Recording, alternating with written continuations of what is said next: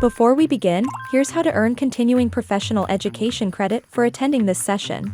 Gain valuable insights by attending the podcast, then complete the assessment test to download your certificate. To do this, follow these simple steps. Click on the link in your description to access the session. Create a free account and attend the podcast. After the podcast, take the assessment test and download your certificate. It's easy, and it's free. We highly recommend checking out our subscription.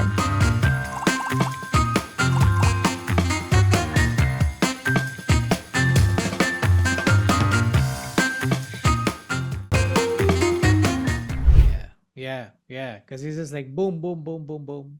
And I'm like, wait. you know. Well, and I think it's that hits a point that people want a personal relationship with the people that they work with. true. Even if it's temporary, but I wanted to at least that while I'm going through the ordeal, I want that person to be along with me. And you talked about listening, Yes. and that's in fact very interesting. You call curiosity a superpower. All right. I have researched a lot about you, so I know a lot of things that you say. What's the role of active listening in building long-term trust? Well, I think the role of active listening needs to take a back seat, and instead we need to listen to connect. All right. And what I mean by that, when we're listening, I'm speaking at about 100 words a minute. Okay. You're listening at 400 words a minute. And where do you go in the gap? You go off to think about what I said, how I was right or how I was wrong. So you're judging me, you're critiquing me, and based on that, then you're thinking about what am I going to say to her? And Yeah. in the process, and sometimes you might even be thinking about who's picking up the kids and what's for supper. But in the meantime, you've totally lost that connection with me, and it became all about you Yeah. wanting to insert yourself to correct me, to reject what I say, to tell me the right way to do things. Or sometimes people will say things that trigger you and you get defensive and you want to talk back.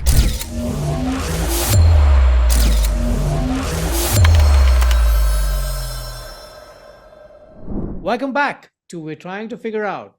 I'm your host Saul, and today we are figuring out how to have better conversations. Not better as in talk louder or sell harder, but better as in connect deeply, listen well, and build trust that lasts. Joining me is someone who doesn't just talk about conversations, she studies them. Mary Schmid is a speaker, author, and expert in neuroscience of conversation, particularly in professional client settings. She helps financial advisors, accountants, and leaders use brain science to have more impactful conversations. Mary, welcome to the show. It's my pleasure to be here, Sal. Thank you for the invitation. Absolutely. We've been trying to have this for quite a while, so I'm just so glad that you're finally here. So, let's kick things off with your story. What drew you into the world of neuroscience and communication? Well, honestly, I was tired of being a babysitter. And this All is right. this is a story behind it, is that I was an executive in a healthcare organization, and some people were easy to talk with and get on Yeah. board, and some honestly, I just wanted to avoid them. I couldn't figure that out. And my one day was at an event, and one of the women there asked my daughter, "What does your mom do?" And she goes, "Oh, she's the world's most expensive babysitter. She babysits doctors."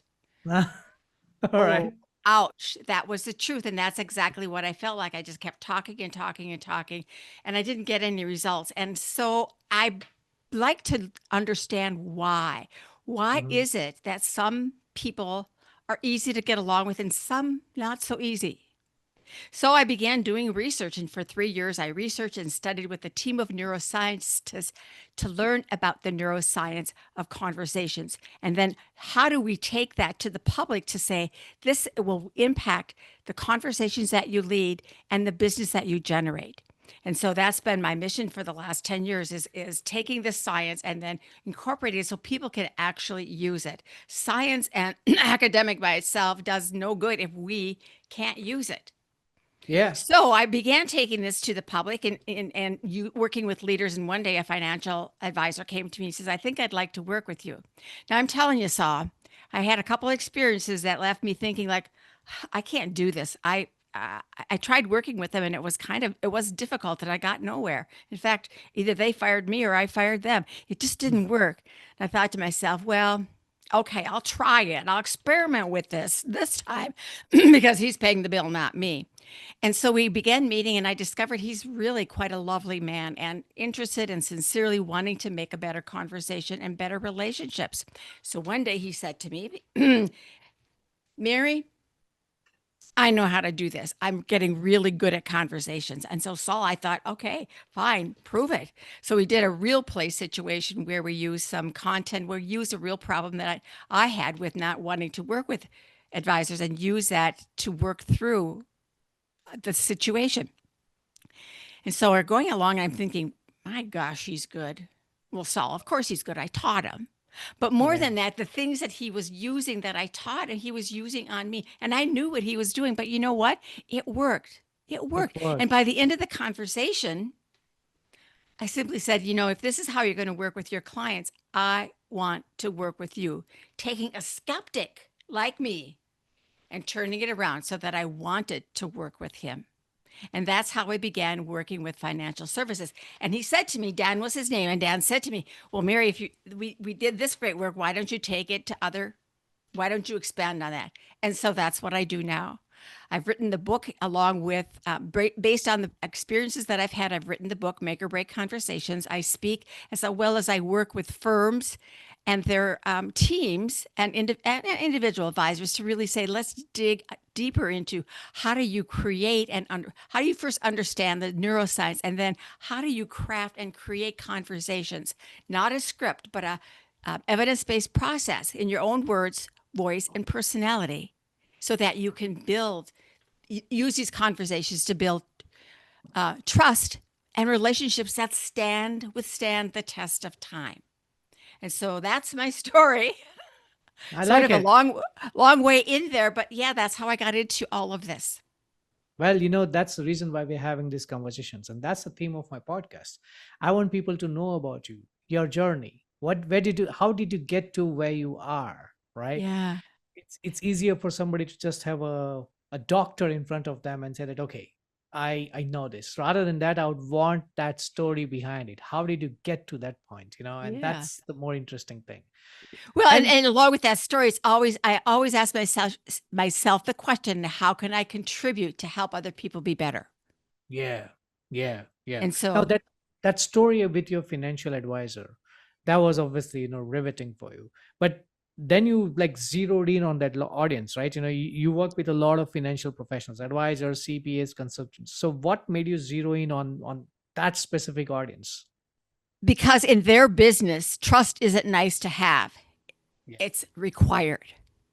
And I think they've been taught a bill of goods. This is what you say, this is what you do. And while that may be true or that may be good, here's some behavioral science and here's some behavioral economics that explains why people make bad decisions. And, and here's behavioral psychology.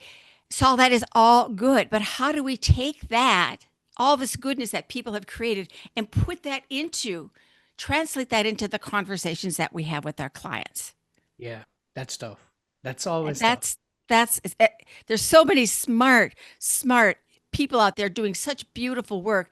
And so I sort of come along and take that and say, now let's really practice how you can use all of this in a way that your clients will connect with you, engage with you, and want to work with you. Brilliant. And now I'm going to tap into something that, I have also read, researched about you. And, I've heard you say that, every conversation is a neuroscience event. And I love that phrase. I think it speaks volumes about your experience. But can you break that down for us? We're going to do it through an experiment. Is that okay? Absolutely. Bring it on. Okay. So think about a good conversation that you've had recently. I have had a lot of good conversations. The most recent was day before yesterday. Okay, and the next question is, what made it good? Okay, the reason why it was good was because we just started off well. You know, the person also came in with he didn't really have any. I wasn't even sure what he had in mind, But I just started off by making him comfortable that, hey, glad you could make it. This is what I want Beautiful. to talk to you about. And before I could even get to that, how are things? What's going on? Pleasantries. We took some time to that. Yes. And then I found some common ground that, okay, this is where we are. And then I molded my conversation to the point that I wanted to make. And that was a really good conversation. And it reached to the end that I wanted it to reach. Like the exact, Beautiful. yeah. Beautiful. And so while that's all going on, what's going on in your brain? This is the Yeah. neuroscience event that every conversation is. What's going on in your brain? Your brain perceived that this person is interested and that they're listening and there's good eye contact. They perceived Yes. something was going well. And as a Yes. result, your brain got triggered in a good way, released oxytocin, which Yeah. opens up the prefrontal cortex, the Yeah. thinking, reasoning, and creative problem solving. And that's where trust lives. So Yeah. all the things that you were doing were triggering my brain to say, oh, this person is interested and I can begin to trust him. Yeah. Yeah. That's the neuroscience. Now take a conversation perhaps that didn't go as well. Oh, I've had a handful of those as well. Haven't we all had a handful of those? Mm. And so when you think about that, what made the difference? Well, in that conversation, Saul, that didn't go so well. Something was said. It could be the way that Yeah. I looked at you. It could be the things that I said. It could be that Yeah. I was really disinterested. It could be something I said was different than what you're used to. Your Yeah. brain picks up that difference, perceives that difference as a threat, and Yeah. floods your brain with cortisol, the Yeah. stress The hormone. stress. Yeah. And you can even feel it. You can just feel that tightening and Yeah. your head getting a little buzzy, your throat. You can feel that cortisol impact. And what Yeah. happens is when you do it, people shut down and they Yeah. won't talk to you. They'll answer the question, but answering questions is not a conversation. Yes. And the interesting thing, and I call it a neuroscience event because you can't have both at once. It is an either or. Either I'm open to connect and talk with you, or I'm shut down in protection. And all I can think about is, how am I going to get out of this room? I go into fight, flight, freeze, or peace. So, how am I going to get out of this room? Some people might challenge you, like, oh, what you're thinking is just all wrong. Some people may be looking for the door, and some people Hmm. just might freeze and not be able to say a thing. Yeah. Yeah. So, I agree to you. I completely agree to you there. So go ahead. Sorry. so that, so what my main point is here is that just because you've had a good conversation, it does not translate into a trust building conversation. Yeah. Yeah. Yeah. That's deep. We need to know what's going on in our brain and the brains in the other people so we can build that bridge to connect authentically. And Uh-huh. when we do that, oh my gosh, it's like magic. Yeah. People open Yeah. up, they feel comfortable, and you feel comfortable leading the conversation because you're sharing the space. You're sharing what I call you're sharing the air with the other person. Yeah. Yeah. No, I've had that. I've had that. I've had that feeling often. Whenever the conversation has gone well, and I'm like, oh yeah, you know, you come out well. You feel really great, and it's really nice. And the other person as well. Whenever I have the follow up conversation, they're able to remember it and think, hey, and the energy is different, the connection has happened, and it's really nice. And that's the influence of oxytocin flooding your brain. Yeah. You're able to think, reason, problem solve, feel good, but most of all, it opens you up to be able to trust. Yes. Yes. Absolutely. Now, I really love the example that you're given. Now, there is this concept. It's I think I mean you would probably know this better, but when an advisor is meeting a client for the first time, right? What is usually going on in the brain during a typical advisor client meeting when they're meeting for the first time? In the brain of the client or the advisor. Both, actually. So the brain of the client is simply saying, what is this meeting about? Yeah. What is he going to say? Can I feel free to tell him what I want to say? Will he listen to me? Can I trust him? Yeah. So the brain of the client, and it's not even the first meeting, it's every meeting, is in uncertainty. And Yeah. uncertainty makes us not trust. Yeah. And so many advisors, come in and think, well, I'm going to wow them and give them all the bells and whistles, and then they're going to want to work with me. I am going to prove my value. And it doesn't work. You see, Okay. what happens many times is an advisor starts out with a level, what we call a level one conversation. It's all about information. I ask Yeah. you a question, you give me an answer. I'm on to the next question. Don't we all have this book of our favorite 20 questions? The checklist. The checklist. You got that, Saul? Exactly. The checklist. And when we Yeah. go check, check, check, it's all about what I want to know, nothing about you or what your experience is or um, and so not only is it just the checklist and interrogation, then we think we look at that and we go, oh, well, I know the solution to this. Here's what you need to do, and here's exactly how you need to do it. So we get the information and we tell people what to do, and what happens? People go into protection. We don't like to be told what to do. Do you like to be told what to do? No, none of us do. So we back down. We're not in trust, and it's a conversation that doesn't work. Yeah. There's no trust. The result of all you're doing is telling. The result is the predictable result is I do not trust that. You back me Yeah. into a corner. You know nothing about me. You give me advice that I didn't even ask for. I'm done. Yeah. But most Yeah. advisors are smarter than that, aren't they? Of They course. ask a few questions and get the lay of the land. They're thinking like, oh, well, this is really good. I'm getting to know the person. And that may be true. They ask a few questions, warm them up, get to know the person.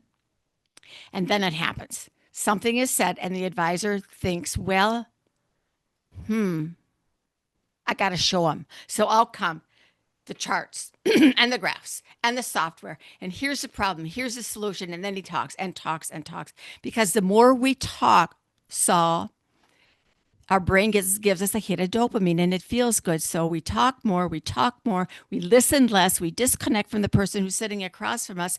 And then when we're done with giving them our spiel with the bells and the whistles, we look at them and say, you would agree that this is the best solution, right? Yeah. Well, what about the other person? They have Yeah. long checked out of the conversation because you were trying to persuade them that because you're the expert, their solution is the right solution. And they've long ago checked out. They don't trust you. In fact, you've created this dynamic that's very frequent, and that's this power over. Yeah. So you are the expert and you have a lot of information. You have expertise, no doubt. But you position yourself as preaching the expertise that you have, and people shut down. What I say instead is we need to level the playing field so that we feel like we're partners in this together. And Yeah. so, how do we Yeah. do that? We insert what I call a level 3 conversation, which is transformational. Yeah. It literally transforms your conversation from a good one or not so good one to Yeah. opening the doors for trust. And why is that? Because I care about what you think. I'm going to ask you Yeah. questions. I'm going to listen to your answer. I'll share a little bit if you ask me to, but the focus is on you, the Yeah. client. Yeah. Yeah. That's And true. when that happens, the brain gets triggered in a good way. The oxytocin starts flowing. And you've just opened the doors to trust. And I Interesting. think the problem many advisors get in is that they don't know the impact their conversations have on the client or could even be the team member sitting across from them. And while the intentions are good, the results are that instead of making trust, they're eroding it. Do you want to earn CPE credit? Take this course of MyCPE 1 to earn free credit. Click the link in the description to get started. Yeah. Yeah. That happens. That happens a lot. I think I tell you, so I'm usually talking to people, but then obviously I also need advisors on certain matters of my life. And one of the advisors who really impressed me, and I did work him in and really helped me out, was I just put in a quote on this website, and then people started to reach out to me. Hey, we can help, we can help, we can help. And I'm like, all right, let's just get this done with. I'll go with the first three, and but one of I mean the second guy, he's the one who left me a lasting impression, and I always remember what it did. As soon as he got on the call, he's like, first off, tell me, what have you understood about me? Or what do you think I will do to you? Right? What do you Yeah. think I'll help you out with? Tell me that. Because the last thing I want is that you have an expectation from me. And if I'm not able to deliver that, I will be honest with you and tell you upfront, this is not me. All right. Mhm. But if it is something that I can do, I will make sure that you get that. All right. I don't want to tell you or give you something that I probably, even if I'm not, if we're not 100% able to deliver what you're looking for, I will be honest and I'll just let you know I'm not the right guy for you, and probably also refer you somebody else who would be more helpful to you. That clicked with me. That was like the beginning of the conversation, and that clicked with me. And I spoke to him. I'm like, all right, this is what I'm looking for. This is what I need. I even went on to say something else which I had not put it in the requirement as well. And he's like, all right, this is what I can do. This is what I cannot do. So you tell me. And surprisingly, although I was not able to do everything of what I was looking for, I still worked with that guy. And why I is that? Because you know that you get that comfort, that trust, right? You just get Yep. that okay, at least this guy is honest, he's telling me exactly what I need to, and he knows what are the problems, and Mhm. he's telling me, okay, this is what I can do, this is what I cannot do. If that is critical for you, that together with this you also want this done, and it's necessary for you to get both the things done, I'm not the guy for you. But Yeah. if we can work with this, and then for the rest of it I can probably advise you somebody else whom you could work with, we can work it out. I was like, yeah, sure. And turns Yeah. out that, the second thing that I put forward, which was not there in the requirement, I was like, after I was done with the first one, I'm like, you know what, I don't really need the second one, I'm just gonna Yeah. go with this. Because oftentimes, as a client, when you're putting in your requirements, you're probably just exaggerating too much because you're stressed out and you're like, I want this. Maybe you don't even need 40% of all everything that's there, but you're just putting it all in. Well, and I think that's beautiful, Saul, because that speaks to, we always say and teach our advisors, meet the client where they're at. But yet when Yeah. the client comes in, we're busy selling our product or our plan or whatever, and we haven't even listened to what they need. We don't Yeah. even know their story. And we don't even, and because when we don't listen to elicit their idea of what they need or what it is that they're looking for, we have no idea if that is a client that we can help. Because Yep. that might not be. It might be someone else that's better suited that has a special niche area. So that's the problem, isn't it? We don't listen and get the full story. We jump to solving people's problems. We jump to telling them what to do. We jump to conclusions that they need a plan or whatever it is that we're selling.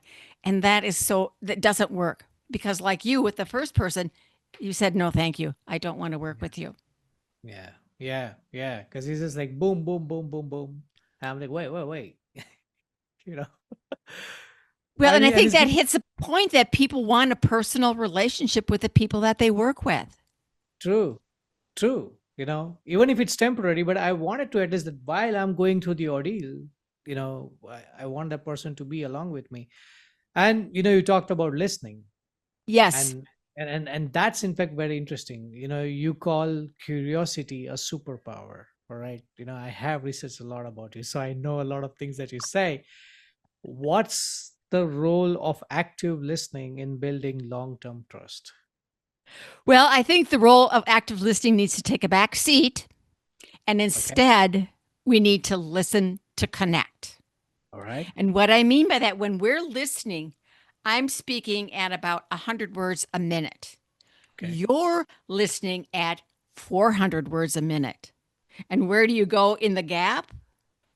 You go off to think about what I said, how I was right or how I was wrong. So you're judging me, you're critiquing me, and based on that, then you're thinking about what am I going to say to her, and Yeah. in the and sometimes you might even be thinking about who's picking up the kids and what's for supper. But in the meantime, you've totally lost that connection with me, and it became all about you Yeah. wanting to insert yourself to correct me, to reject what I say, to tell me the right way to do things. Or sometimes people will say things that trigger you and you get defensive and you want to talk back. Yeah. And so Yeah. active listening is is the starting point, but we need to expand upon that and really grow in that to simply say, I need to up my game of listening and I need to listen to connect. Because when you listen to connect, it always is connecting back to the client, to what their needs are, what they want, and along that, how you can help them. But you don't lead with that. Brilliant. I'm Brilliant. always listening to connect. Yeah. Yeah. Now, when you talk about that, uh, let's give our listeners something that they can use right now. All right. What's a simple framework they can apply in their next client meeting? Oh, this is my favorite. Thank you for asking that question. The framework is to prepare yourself for your client meeting. I'm not All right. talking about the software and the charts and the graphs. You spend an hour or two to prepare that. Take 2 minutes to prepare yourself. I call it priming yourself. All right. This is why it's important. You need to reach a state of calm because when you first appear in front of your client, they will pick up instant energy of whether you're calm and present or whether you're drifting off and excited and nervous. You have less than a second for them to make up their mind about you. Are you friendly or are you a foe? So I highly suggest that we be friendly.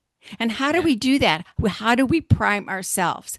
Anyone can do this anytime. First step, breathe. We've got to breathe. I do 4x4 box breathing. So take a round of box breathing and calms your nervous system. So all the stress and cortisol that's been running around because you've had a busy day, give it a chance to settle so you could Yeah. open up your smart brain, your executive brain. So I want Yeah. you to breathe. And I want you to think about, why are you having this conversation? What's the purpose of this? Yeah. And what would you like the outcome to be? Right. Okay, now now you've taken care of you. Now we flip the script and we think about the other person. Right. We think about what might be their situation. Right. What might be a reason that they're coming in to see me today? Right. What's it like to live in their world? Oh, yeah. Most important, how do I want them to feel as a Oh, result yeah. of my having that conversation with them?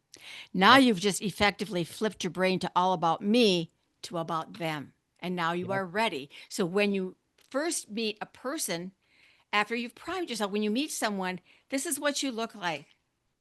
You're calm, you're Yep. relaxed, your shoulders Mhm. are back, your hands in front of you. You can look them in the eye, don't stare them down, look in their eyes, a warm smile. Depending upon your preference, you might do a lovely handshake. You Yeah. have just triggered their brain 6 times that this is good, this is safe. Because our number one goal is to establish safety. And that's how Yep. you do it. You let them, that's how you started. And then you continue on beginning, instead of, the weather and all that you've been taught in sales, don't do that. Don't. Instead, look at them and just simply saying, I've been looking forward to meeting with you. I'm happy that we could connect, Yeah. and let it land. And then that's another emotional kind of connection. And then we invite them into the conversation. Instead of starting with what we want to do, we give them a space to share our air. And so we say, so what is most important for you today? What's on your mind? What have you Yeah. I love this question. It's open-ended. What have you been thinking about? Yeah. Simple, isn't it? Very simple. Very Yeah. simple. So you got But to listen, and you listen to yeah. what they say, and then it's your turn. You simply say, "Well, thank you for sharing. Mhm. Here's a couple ideas that I had about what we could include in our conversation. What do you think? How does that look to you?" Okay. Not only shows them visually what it is that you're doing, you're creating a roadmap, but it also shows them that you've prepared for them. And then together you decide, we're going to begin here. So we'll begin with what's most important to you, so that, incredibly important words, so that we can accomplish what's on your mind. And that's the meeting agenda. You've just created the whole roadmap. What that happens to the other person is that they know what to expect. They know it's coming. They know that you're going to lead the conversation. They know that you're interested, And guess what happens in their brain? Now they can relax a little. Yeah. The oxytocin starts flowing. So you have Nice. to prime yourself. And as you're priming yourself, you also then come full circle and help prime the person that you're having the conversation with. So they're Right. not in angst and worry and like, well, is the other shoe going to drop and what's going to happen here? We share that up front. Yeah. Now Yeah. you're ready for your conversation. Both people are running on green, that oxytocin. They have Yeah. a I like it.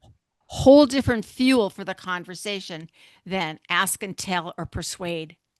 We now are working this together.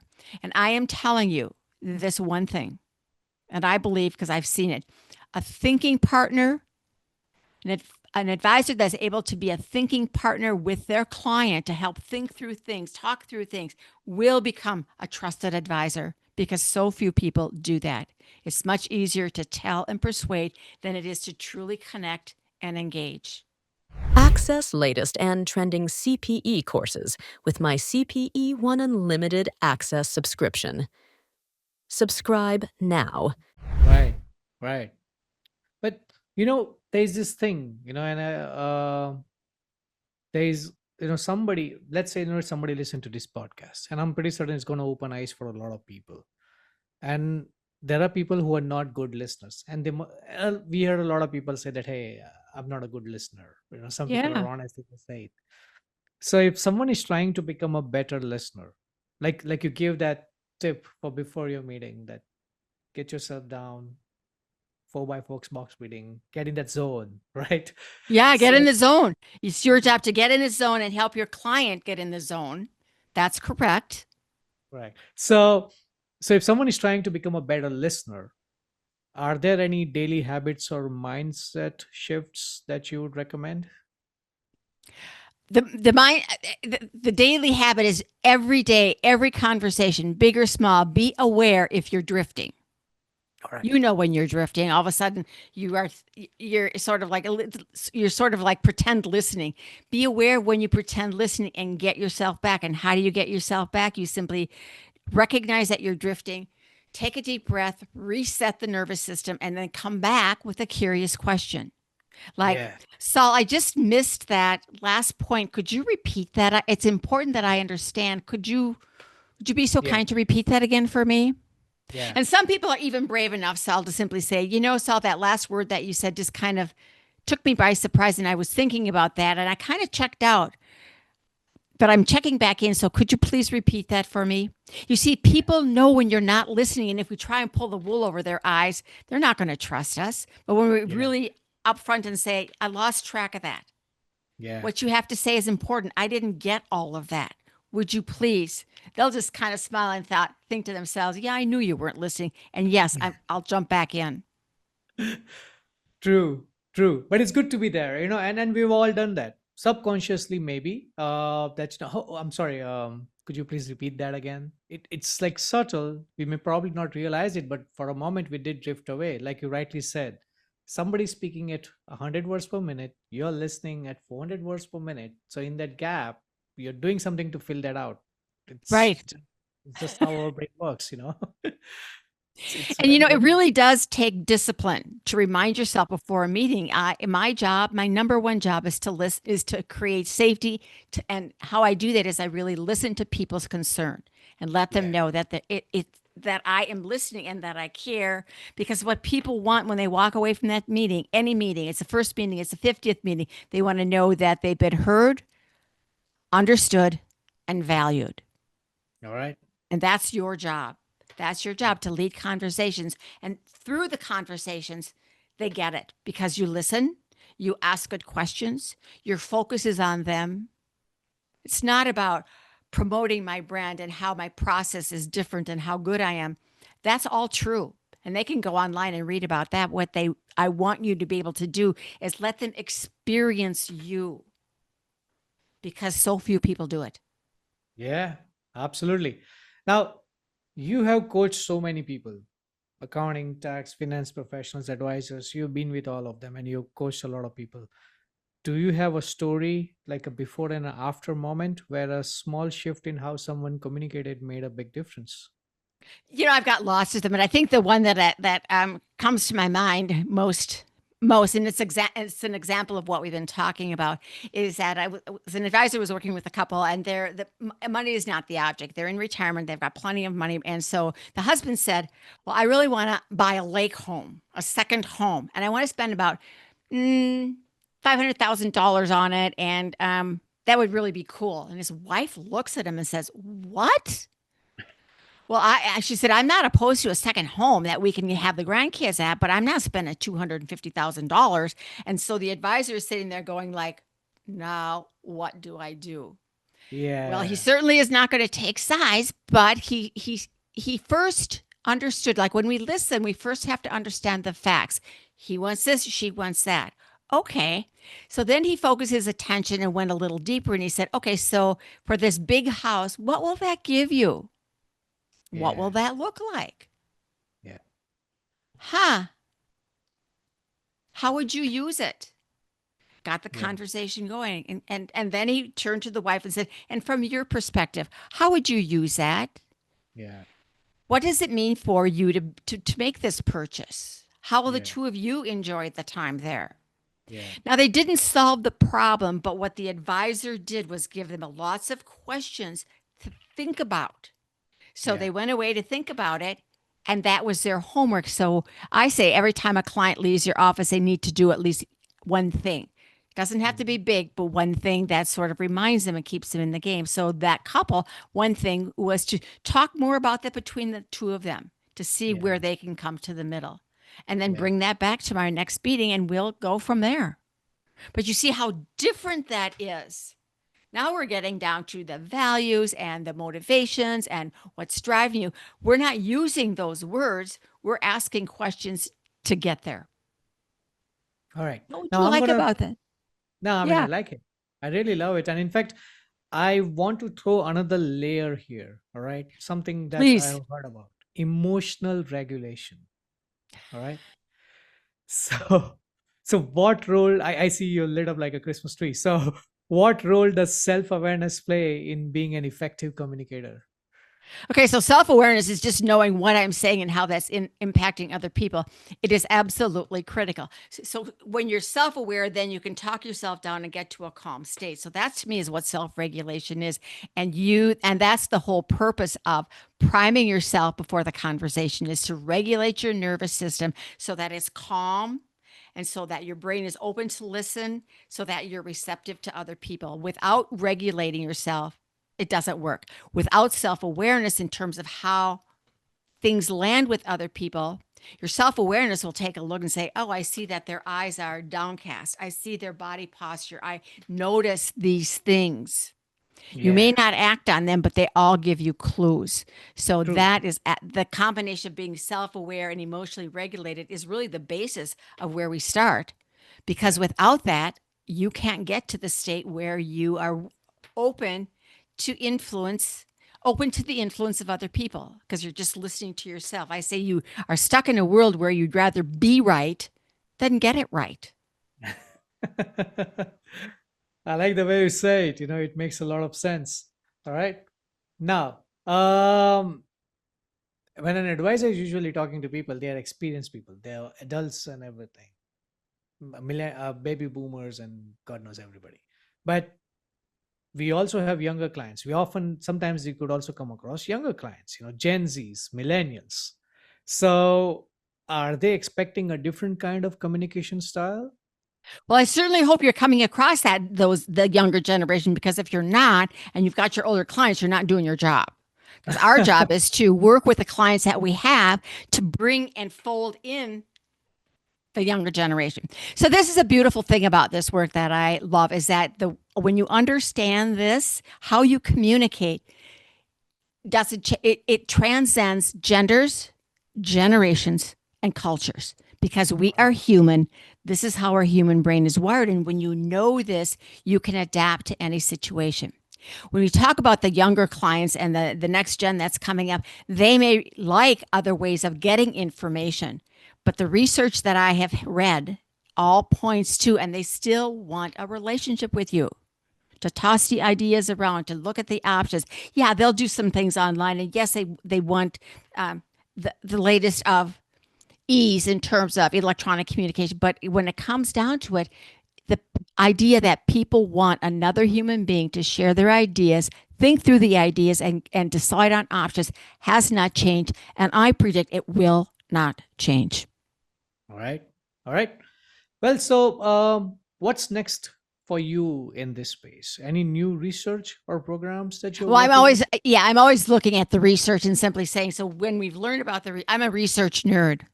Yeah. And I'm always looking at what studies are coming out and how does that impact how we communicate, and folding that into the work that I do. I like to have fun. Yeah. I'm not all serious and fun. I like to have fun. So for fun, what I'm doing is I'm developing a YouTube station.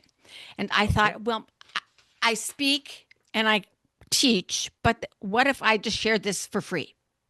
All It's right. part of what I believe is the more that you give, the more you get. So how can I give and contribute back to this profession? So I'm starting a YouTube channel. It's at Yep. Mary Schmid Conversations, doing a short clip, 2 minute. And it talks a little bit about a situation, the principle, and how you can take a different kind of action. So that's been a really fun to try. The second thing I'm doing is I'm continuing to speak with groups. So it could be in-person keynoting, it could be breakouts, it can be doing exactly what I'm doing with you and your podcast. I love Yeah. being on podcasts. I meet so many interesting hosts with such phenomenal ideas. It's really Yeah. fun. It And then is I fun.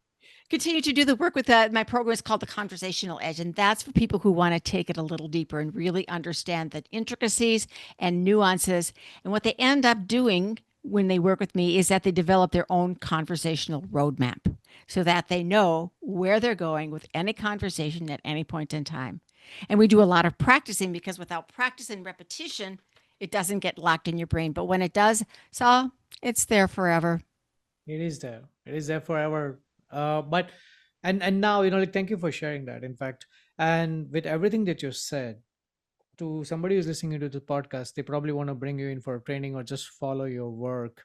Where can people find you? So they can find me on YouTube at Mary Schmid Conversations. They can find me on LinkedIn, Mary Schmid. They can go to my website, Mary Schmid, and there's in each one of those there is my name and address, and I'm really accessible. And sometimes people will just call me and say, "Well, I heard you, and I have a quick question. Will you answer that?" And you know what I say? Absolutely. Absolutely. If I can give you a quick tip or I'm always happy to share my work so that you can be better in the conversations that you lead. All right. Brilliant. Thank you, Mary, for sharing that. And folks, there you have it. Neuroscience may sound fancy, but today's takeaway is simple. Slow down, stay curious, and listen like it matters, because it does, right? So, Mary, Because I'm going to add one thing in, because yeah, one conversation can change a life. And my can. question that I leave you, Saul, and your audience with is, will you be the one to lead that conversation? Yes, for me. All right. Yes, for me. So, and for everybody else who's listening in, I hope. So, Mary, with that, I want to thank you for joining me today. It's been a masterclass, insightful indeed. And to all our listeners, if this made you rethink how you show up in conversations, share it with someone who needs to hear it. You might just change the way they talk and think. And remember what Mary said, one conversation could change your life. Right? So, with that, I'm signing out. We're trying to figure out. Until next time, take care and keep innovating in everything that you do. Cheers. Cheers. Access latest and trending CPE courses with my CPE One Unlimited Access subscription. Subscribe now